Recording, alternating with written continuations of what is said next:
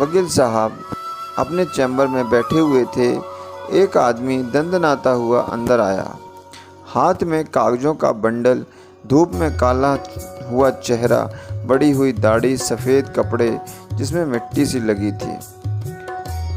अंदर आके बोला, उसके पूरे फ्लैट पर स्टे लगाना है, बताइए क्या क्या कागज चाहिए और कितना खर्चा आएगा।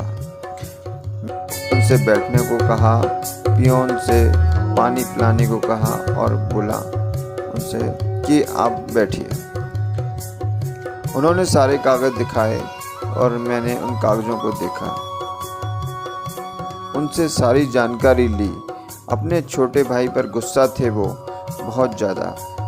उन्होंने कहा कि छोटे भाई की पढ़ाई के लिए आपने अपना स्कूल छोड़ा, लोगों के खेतों में दिहाड़ी पर काम किया, कभी पेट भर के खाना नहीं मिला, पर भाई की पढ़ाई के लिए एक एक पैसा जोड़ता रहा और कभी कम नहीं होने दिया। फिर आपका भाई इंजीनियरिंग में अच्छे कॉलेज में एडमिशन ले पाया। आपका दिल खुशी से भरा हुआ था। फिर आपने जी तोड़ मेहनत करी। 80,000 की सालाना फीस भरने के लिए आपने दिन रात एक कर दिया। बीवी के गहने गिरवी रख दिए, कभी साहूकार से पैसा लिया और आपने उसकी हर ज़रूरत को पूरा किया। फिर भाई मास्टर्स के लिए हॉस्टल में रहने के लिए गया। वो मास्टर्स पास हुआ। फिर भाई की नौकरी लगी। 3 साल पहले ही उसकी शादी हुई। अब आपको उसका बोझ कुछ हल्का लगने वाला था, पर किसी की हमारे इस प्रेम पर नज़र लग गई। शादी के बाद भाई ने आना बंद कर दिया। पूछा तो कहता है कि मैंने बीवी को वचन दिया है, घर में पैसा देता नहीं है। पूछो तो कहता है कि कर्जा सिर पर है। पिछले साल उसने शहर में फ्लैट खरीदा। पैसे कहाँ से आए तो पूछा कि मैंने कर्ज लिया है। अब वह भाई चाहता है कि मैं गांव की आधी ज़मीन बेचकर उसे पैसा दूं। तब वकील साहब बोले, और आप चाहते हो कि भाई ने जो मांगा है वो उसे ना दिया जाए और उसके फ्लैट पर भी स्टे लगा दिया जाए। वो बोला हाँ। तो मैंने कहा, हम स्टे ले सकते हैं, भाई की प्रॉपर्टी से हिस्सा भी मांग सकते हैं, पर आपने उसके लिए जो खून पसीना एक किया है वो नहीं मिलेगा। मुझे लगता है इन सब चीज़ों के सामने उस फ्लैट की कीमत शून्य है। भाई की नीयत फिर गई, वो अपने रास्ते चला गया।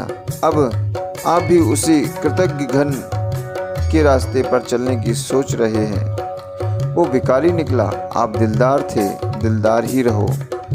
आपका हाथ ऊपर था, ऊपर ही रखो। कोर्ट कचहरी करने की बजाय अपने बच्चों को पढ़ाओ लिखाओ। पढ़ाई करके आपका भाई बिगड़ गया, इसका मतलब यह नहीं बच्चे भी ऐसा करेंगे, ऐसा नहीं होता है। छोटा भाई ही तो था जिसे बच्चे की तरह पाला था, जाने दो। वो मेरे मुंह की तरफ देखने लगे, उठ के खड़े हुए, सब कागजात उठा और आंखें पोंछते हुए कहा, चलता हूँ वकील साहब। उसकी रुलाई फूट रही थी और मुझे वो दिखाई ना दे, वो ऐसी कोशिश कर रहे थे। इस बात को अरसा गुजर गया। कल वो अचानक मेरे ऑफिस में आए। कलमों में सफ़ेदी झांक रही थी। उनके साथ में एक नौजवान था, हाथ में थैली थी। मैंने कहा बाबा बैठो। उसने कहा, बैठने नहीं आया हूँ वकील साहब, मिठाई खिलाने आया हूँ। ये मेरा बेटा है जो बेंगलोर में नौकरी करता है, कल ही गांव आया है। अब गांव में 2 मंजिला मकान भी बनवा लिया है और थोड़ी थोड़ी करके खेती की ज़मीन भी खरीद ली है। मैं उसके चेहरे से टपकती हुई खुशी को महसूस कर रहा था। वकील साहब, आपने मुझसे कहा था कोर्ट कचहरी के चक्कर में मत लगो, बर्बाद हो जाओगे। गांव में सारे लोगों ने मुझे अपने भाई के खिलाफ उकसाया था। मैंने उनकी नहीं सुनी, मैंने आपकी बात सुनी। मैंने अपने बच्चों को तालीम दिलाई और भाई के पीछे अपनी ज़िंदगी बर्बाद नहीं होने दी। मेरे हाथ की मिठाई मेरे हाथ में ही रह गई और मेरे भी आंसू निकल आए। गुस्से को यदि योग्य दिशा और निस्वार्थ में मोड़ दिया जाए तो वास्तव में कभी पछताने की ज़रूरत नहीं पड़ेगी। धन्यवाद।